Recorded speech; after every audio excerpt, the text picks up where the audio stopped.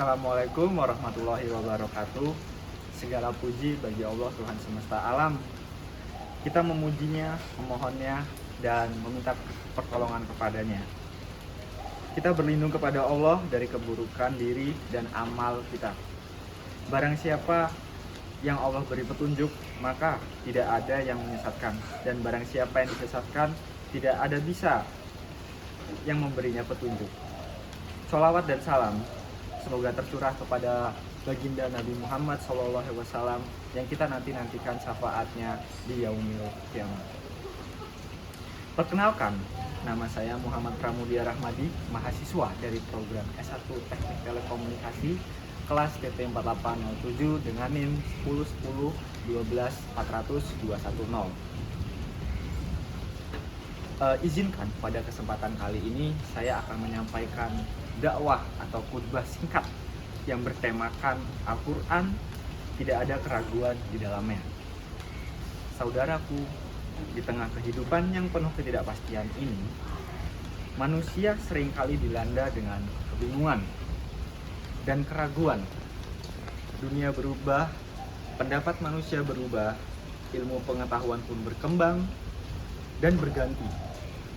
Tapi ada satu yang tetap kokoh dan tak tergoyahkan, yaitu kitab kita, kitab umat muslim, yaitu Al-Quran.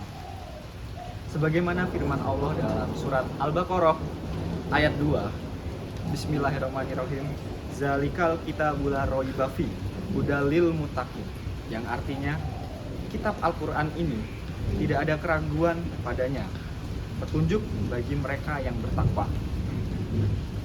Ayat ini merupakan pernyataan langsung dari Allah bahwa Al-Quran benar-benar bersih dari segala bentuk keraguan, kesalahan, dan kontradiksi. Al-Quran bukan sekedar buku bacaan, tetapi petunjuk hidup yang sangat sempurna. Al-Quran adalah jawaban atas kegelisahan manusia. Ia datang dari Zat yang Maha Tahu untuk menuntun hamba-hambanya menuju jalan yang lurus.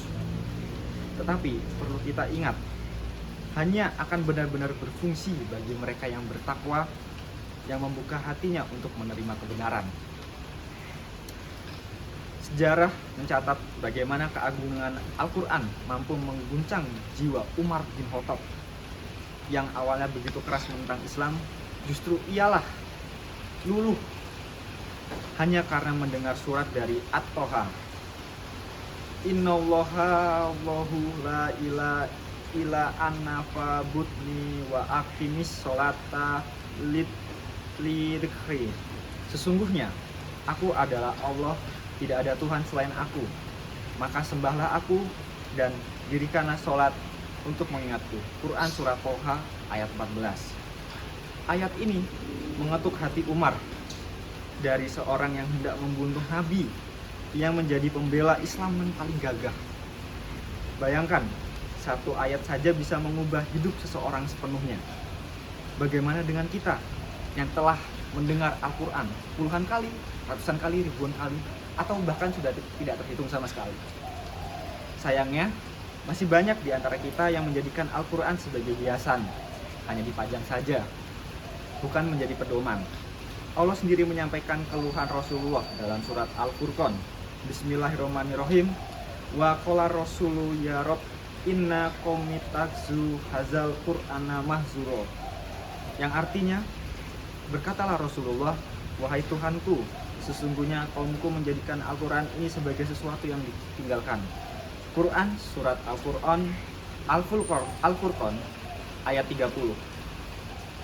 Apakah kita termasuk orang yang meninggalkan Al-Quran, yang hanya membacanya di saat tadarus saja atau momen-momen besar saja, seperti Ramadan dan lainnya, tapi tidak menjadikannya teman setia sepanjang tahun, seperti kita membacanya setiap hari, atau mendengarkannya setiap hari, atau membaca artinya setiap hari dan mengamalkannya, atau hanya membacanya di momen-momen tertentu saja? Yang manakah kita? Rasulullah bersabda, Baligu ani walauyah, sampaikan dariku walau hanya satu ayat. Hadis riwayat Bukhari. Dan sabda lainnya, khairukum man ta'amal qur'ana wal a'lama. Sebaik-baiknya kalian adalah yang belajar Al-Quran dan mengajarkannya. Hadis riwayat Bukhari. Maka mari mulai dari diri kita sendiri. Baca satu ayat, pahami maknanya, dan amalkan sebisanya. Sedikit demi sedikit hingga kita benar-benar menjadi bagian dari Al-Quran itu. Dan Al-Quran menjadi bagian dari diri kita. Saudaraku yang dirahmati oleh Allah, marilah kita bangun kembali hubungan kita dengan Al-Quran. Jadikanlah ia sebagai petunjuk, bukan sekedar bacaan. Karena Al-Quran adalah cahaya di dunia, penolong di alam kubur, dan syafaat di hari akhir dan hari kiamat nanti. Mari kita panjatkan doa yang diajarkan oleh Nabi Muhammad SAW. Bismillahirrahmanirrahim. Allahumma jil alil qur'ana rabbi qulubina wa nura sudurina wala ahzanina wa zaba hummumina. Yang artinya, ya Allah, jadikanlah Al-Quran sebagai penyejuk hati kami, cahaya dalam dada kami, penghapus duka kami, dan penghilang segala rasa resah kami. Semoga Allah menjadikan kita termasuk hamba-hamba yang cinta kepada Al-Quran dan diberikan syafaatnya oleh Allah Subhanahu wa Ta'ala untuk di hari akhir nanti. Sekian dakwah dan khutbah singkat dari saya. Segala kekurangan dan kelebihan saya mohon maaf kepada Allah Subhanahu wa Ta'ala, dan saya memohon ampun kepada Allah Subhanahu wa Ta'ala. Sekian dari saya. Wassalamualaikum warahmatullahi wabarakatuh.